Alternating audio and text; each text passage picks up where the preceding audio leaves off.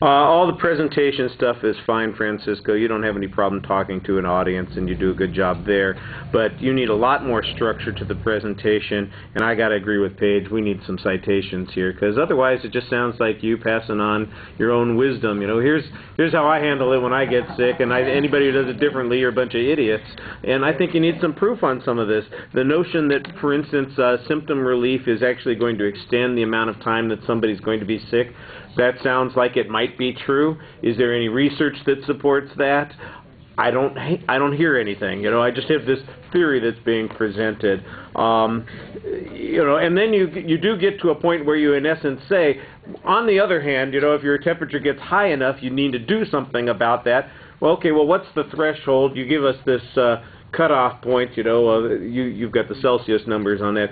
It's not that hard to get out a converter and look at the numbers, you know. I think, I know the rest of the world thinks that we're all crazy, and I understand that, because we probably are, but the truth is, this is the group of people that you're talking to, so we need those Fahrenheit numbers, you know, operating in our head.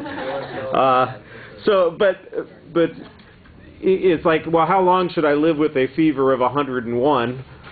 And not worry about it until it gets to be 102 or whatever the numbers have. You know, you've got 39 here. Okay, well, if it gets to 40, you know, is that the threshold point that I need to take that the aspirin or whatever it is that fights those kinds of things? But if it's only at you know, 30, yeah, whatever it is, 38, whatever the Celsius. See, I can't convert the other direction. I get out my converter and look it up. But if it's only you know, like 100-degree temperature, is that okay for the whole time and not to worry about it, you know, that kind of stuff. So you need a lot more information in the speech to back it up. You sound like you know what you're talking about, but you know what? The world's full of people who sound like they know what the hell they're talking about, and they sell all kinds of crap to people who don't need stuff that they are selling. You know, so you got to give us a little bit more proof on this.